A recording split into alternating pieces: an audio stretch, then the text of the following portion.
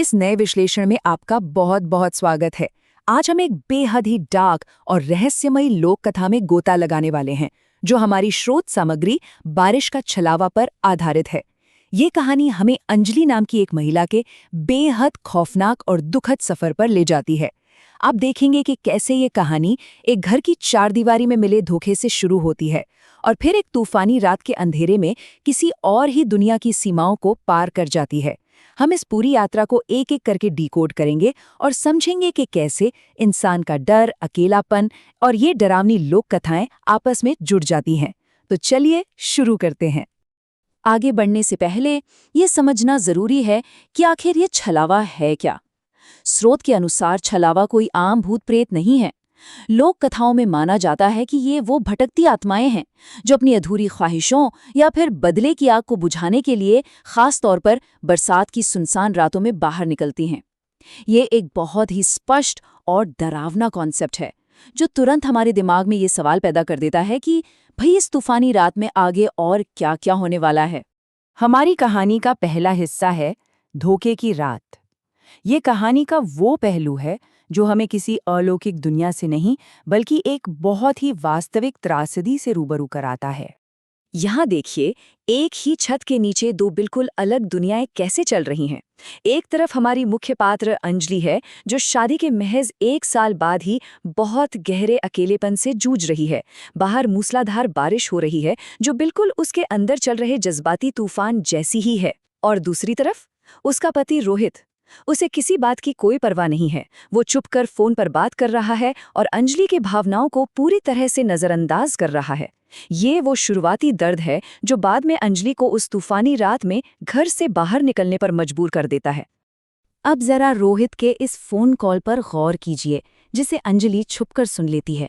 वो कहता है, अगर अंजलि को पता चल गया तो वैसे ही वो थोड़ी मेंटल है। ये वो चिंगारी है जो सब कुछ भस्म कर देती है। बात सिर्फ किसी दूसरे रिश्ते की नहीं है, बात उस संवेदनहीनता की है जहां रोहित अपनी ही पत्नी को मेंटल कहकर खारिज कर रहा है। यही वो घरेलू विश्वासघात है जो अंजलि को अंदर तक तोड़ देता है और इसी वजह से वो उस घर को, जिसे वो सुरक्षित मानती थी, छोड़कर तूफानी रात में बाहर निकल पड़ती है। और देखिए कहानी कितने तार्किक रूप से आगे बढ़ती है।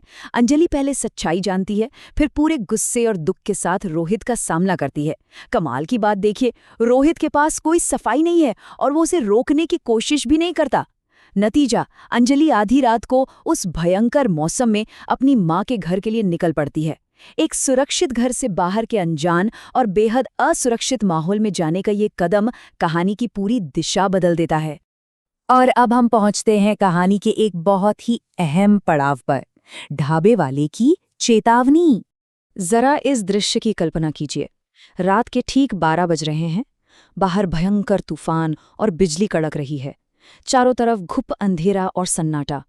अंजलि बिल्कुल अकेली है। सड़क पर ना कोई टैक्सी है, ना रिक्शा। वो बस सड़क किनारे एक सुनसान ढाबे पर रुकती है। ये पूरा मंजर अंजलि के चरम अकेलेपन को दिखाता है और यहीं पर एक बूढ़े ढाबे वाले की नज़र उस पर पड़ती है। अंजलि की हालत देखकर वो ढाबे वाले बाबा एक बहुत ही खौफनाक चेतावनी देते हैं। वो कहते हैं, इन रास्तों से जो भी अकेली औरत गई है वो इन सुनसान रास्तों के छलावे का शिकार बन गई है। ये कोई मामूली बात नहीं है। स्रोत के मुताबिक ये कहानी में एक गहरा मनोवैज्ञानिक दबाव बनाता है और साफ कर देता है कि इस रास्ते पर अकेली औरतों की जान को सबसे ज्यादा खतरा है। अब सोचिए, जब इंसान गहरे सदमे में होता है तो क्या वो सही फैसले ले पाता है? बिल्कुल नहीं।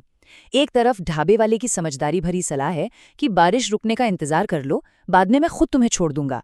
लेकिन दूसरी तरफ अंजलि का दिल इतना टूटा हुआ है, वो अपनी माँ के पास पहुंचने के लिए इतनी बेचैन है कि वो इस बहुत ही साफ चेतावनी को अनसुना कर देती है और उस तूफानी अंधेरे में अकेले ही आगे बढ़ जाती है। यहीं से शुरू होता है हमारा अगला और सबसे खौफनाक भाग, रहस्यमयी मुलाकातें।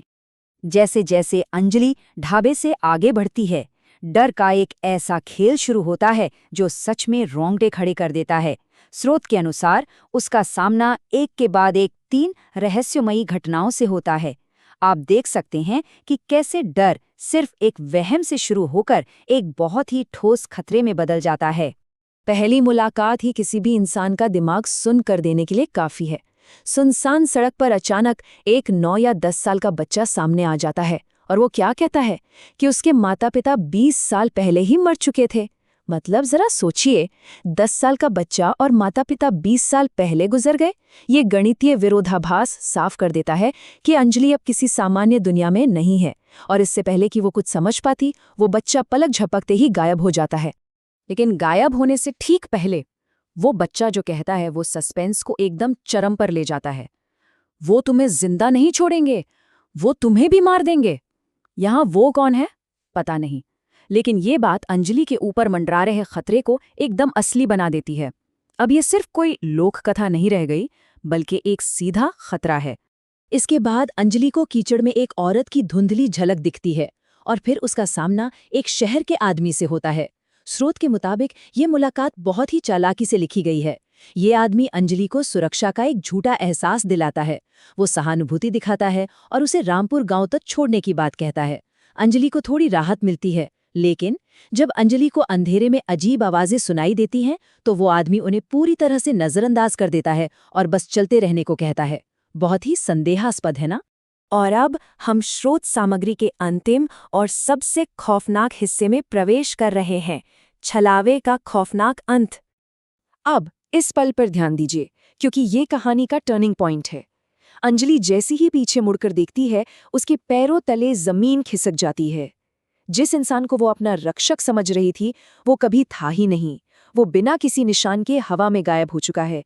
यही वो पल है जब अंजलि को पूरी तरह एहसास हो जाता है कि वो एक बहुत ही भयानक जाल में फंस चुकी है और ढाबे वाले की चेतावनी 100% सच थी। यहाँ से चीजें बहुत तेजी से बिगड़ती हैं। अंजलि के दिमाग में ढाबे वाले की वो सारी चेतावनियां गूंजने लगती हैं। दहशत में वो उस अंधेरी सड़क पर पागलों की तरह भागने लगती है। लेकिन तभी उसे अपने ठीक पीछे किसी के भारी कदमों की आवाजें सुनाई देती हैं। डर के उस चरम बिंदु पर वो रुकती है, मुड़ती है और उसका सामना एक बहुत ही खौफनाक साय से होता है। और इस तरह कहानी अपने बेहद दुखद अंत पर पहुंचती है। अंजलि के सामने लाल साड़ी पहने एक खूंखार सी औरत खड़ी है जो बहुत ही भयानक तरीके से हंस रही है। स्रोत के अनुसार ये दहशत इतनी असहनीय होती है कि अंजलि का दिल इसे बर्दाश्त नहीं कर पाता। उसे दिल का दौरा पड़ता है और वो वहीं दम तोड़ देती है। वो उन सुनसान रास्तों के छलावे का एक और शिकार बन जाती है। हम यहाँ इस बात पर बहस नहीं कर रहे हैं कि भूत असल में होते हैं या नहीं, लेकिन स्रोत सामग्री इस पूरी त्रासदी को बिल्कुल इसी रूप में प्रस्तुत करती है। तो हम इस पूरे विश्लेषण को एक बहुत ही दिलचस्प सवाल के साथ खत्म करते हैं। स्रोत सामग्री हमें एक बेहतरीन सुपरनैचुरल थ्रिलर देती है, लेकिन क्या हम इसे एक मनोवैज्ञानिक नजरिए से भी देख सकते हैं?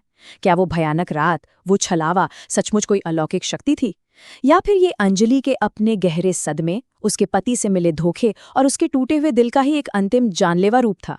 ये एक ऐसा विचार है जो इस डार्क फोकलोर को और भी ज्यादा प्रासंगिक बना देता है। आप इसके बारे में क्या सोचते हैं? इस पर जरूर विचार कीजिएगा।